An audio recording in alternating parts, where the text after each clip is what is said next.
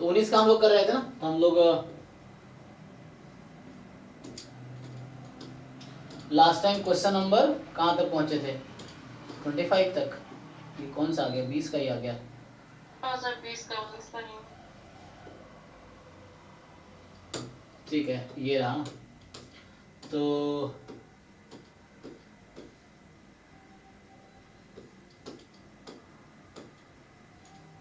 तो हमने last time 2019 का जो पेपर है हमने डिस्कस किए थे कहाँ तक? 25 तक ना। अब 25 के आगे देखते हैं। बस मैं हिंट देता हूँ, अब ट्राई करके आओ और नेक्स्ट क्लास में फिर डाउट इसका डिस्कस करेंगे 2019 का, तो ये खत्म हो जाएगा। अब इन्हीं 5 पेपर को 5 बार कम से कम सॉल्व करो। देखो ये मसला कर लेंगे, अगर सॉल्व करना है तो आज ही सॉल्व करो। ये है कि कर लेंगे बाद में, एग्जाम का 1 महीना है, फिर पता चलेगा एग्जाम के बाद आपको रियलाइज होगा कि मैं तो किया ही नहीं ऐसा आपको रियलाइज होगा अचानक, ये है।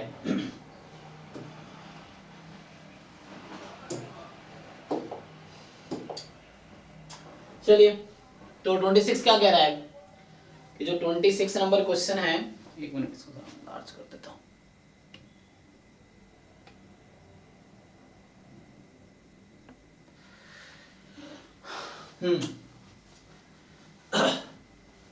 यहां पे बोला है कि an आपका सीक्वेंस है -1 की power n+1 upon n factorial, और bn है summation ak।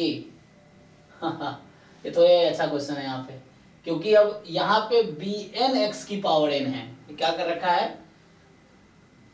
Summation bn x की पावर n, और bn खुद यहाँ सीक्वेंस है, मतलब सीरीज फॉर्म में है। तो पूछ रहा है कि ये कहाँ कन्वर्ज करेगी। तो इसका 2 तरीका है ऐसे, तो या तो इसको करके देख सकते हो।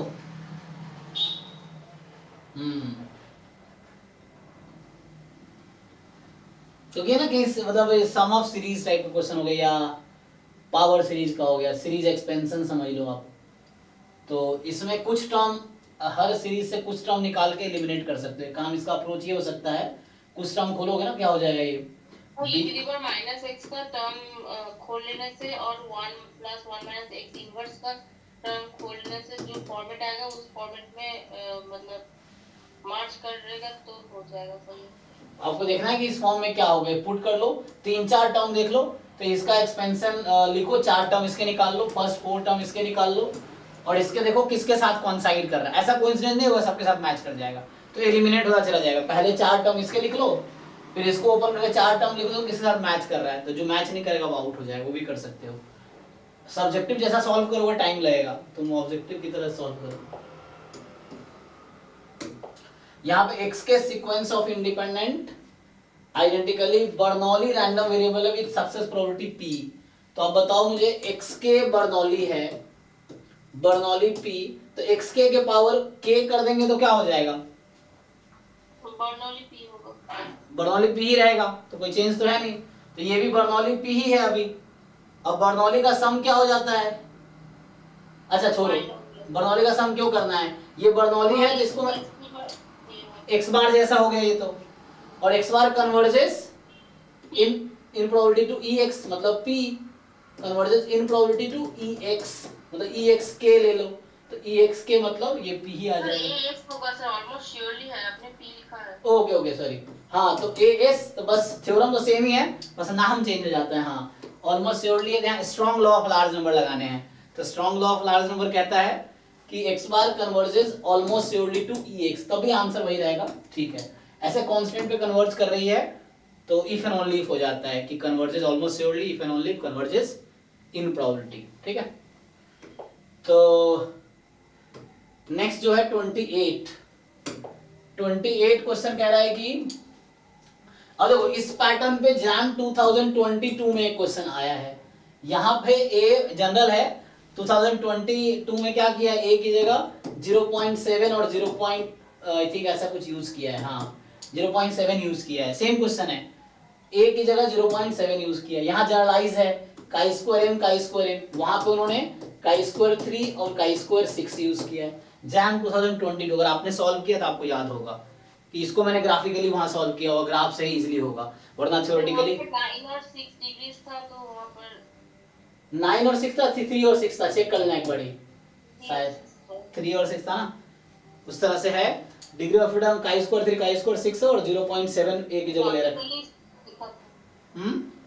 आपने ग्राफिकली दिखाया। हाँ, तो ग्राफिकली हमने वहां सॉल्व किए थे, ग्राफिकली इजी होगा, वरना पीडीएफ का ग्राफ बना के इजी होगा। इसको भी सॉल्व ऐसे ही करूंगा मैं, m की जगह मान लूंगा 3, n की जगह 6, फिर ग्राफ बना के a को कुछ फिक्स कर दूंगा, क्योंकि जनरल प्रूफ करने चलोगे एग्जाम में फिर तो बहुत आवर्स लगेंगे एक क्वेश्चन करने में, लेकिन हमें तो मिनटों में करने हैं इसको, इवन सेकेंड में कर ले तो अच्छा है।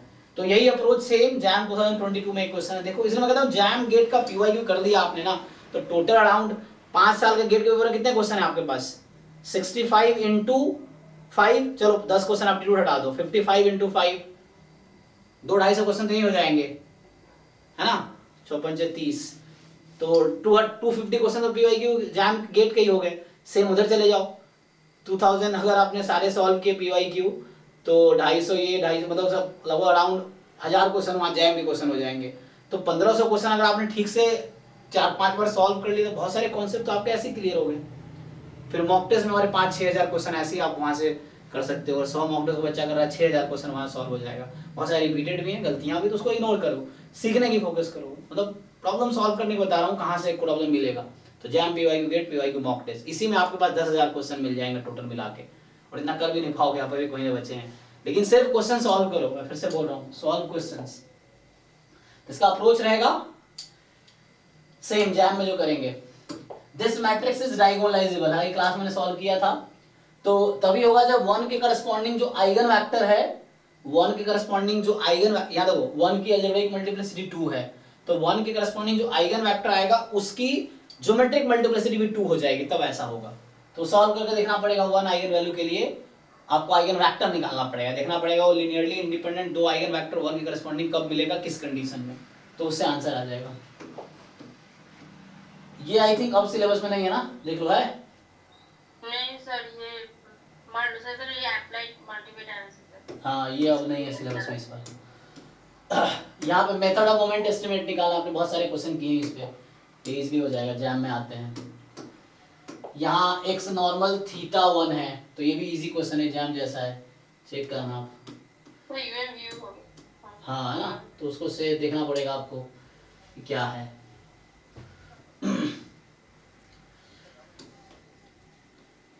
फिर यहाँ पे आईआईडी है, ये भी इजी है, कंसिस्टेंट एस्टिमेटर, तो यहाँ प्रॉपर्टी लगा सकते हो आप, तो ये है ना, इसको आप लिख सकते हो 1/n समेशन xi और 1/n summation xi square, this will converge in probability to ex upon ex square, यही इसका आंसर है, ये आसान क्वेश्चन है।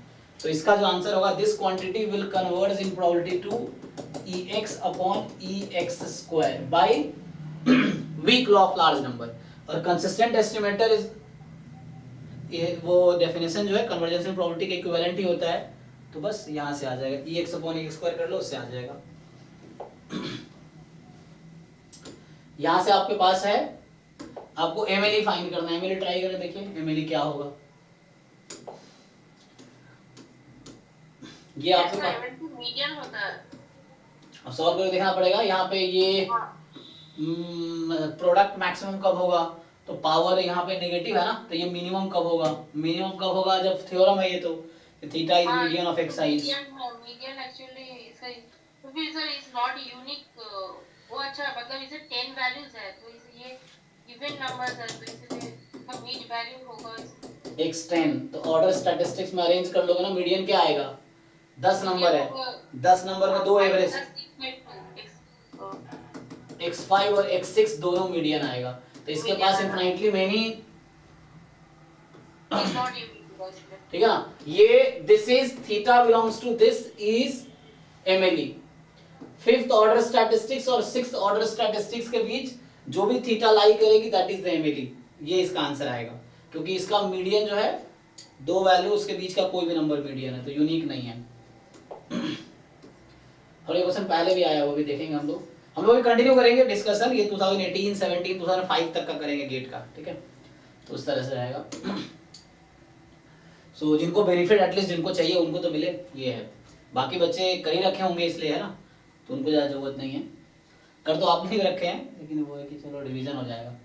सो यहाँ पे क्या बोल रहा है, कंसिडर द मॉडल। आपको ये तो लीनियर मॉडल्स का है, देखो क्या कह रहा है ये यहाँ कह रहा है beta plus sign I. So then the best linear unbiased estimator of beta.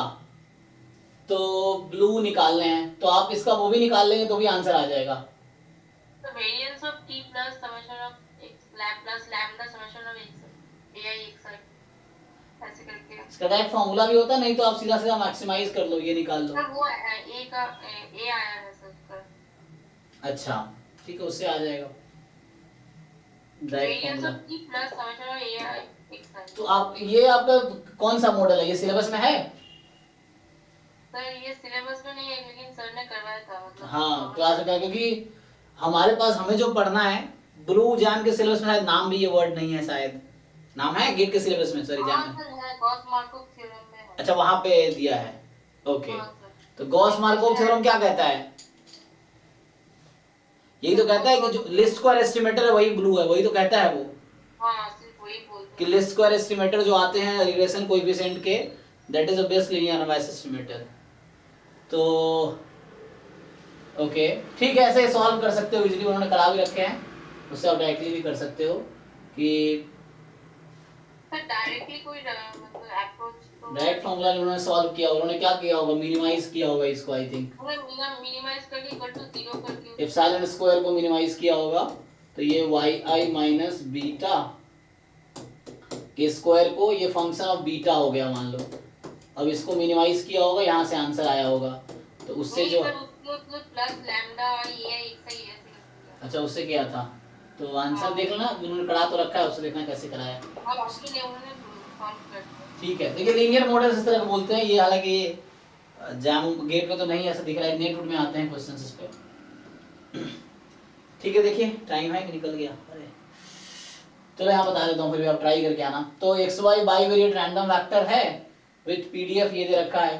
तो regression of y on x, तो आपको e of y given x निकालना है जस्ट, ठीक है। तो ये जो आंसर आएगा वही आपका आंसर आएगा, regression of y on x मतलब e of y given x find करना है आपको, तो ये आ जाएगा, है ना। इसलिए आप देखते हैं रिग्रेशन मॉडल में x को बोलते हैं नॉन स्टोकेस्टिक, है ना, बिकॉज ये रहता है। सो ठीक है, मुझे लगता है टाइम हो गया और रूम मालिक को लेट हो जाता है, गेट लॉक करना है, तो इसको अभी स्टॉप करते हैं, यहाँ से नेक्स्ट क्लास में कंटिन्यू करते हैं, कल हम लोग यहाँ से कंटिन्यू करेंगे टुमारो, ठीक है। तो आप ये सॉल्व करके आइए, फिर भी 2019 पीछे रिपीट सॉल्व करते रहिए, mock test PYQ mock test PYQ वही सॉल्व करते रहिए अभी, और रिवीजन भी कर सकते हैं, जो भी टॉपिक लगे आपको क्लियर नहीं है उसको वापस जाके पढ़िए, फिर क्वेश्चन ट्राई कीजिए, ओके। तो अभी यहीं स्टॉप करते हैं, कल यहाँ से कंटिन्यू करेंगे हम लोग। तो एक क्लास में और इसका डिस्कशन कर लूंगा, कल हम लोग इसको डिस्कस करेंगे 9 to 11 में, और उसके बाद अगर इसका आप ट्राई करके आओ, ट्राई भी करके आओ, इसको कंप्लीट करके आना, डिस्कस करेंगे, फिर हम लोग डाउट भी डिस्कस कर लेंगे। कल ये 19 का कंप्लीट हो जाएगा, परसों 18 का कैसे करेंगे, ठीक है। Okay thank you and good night.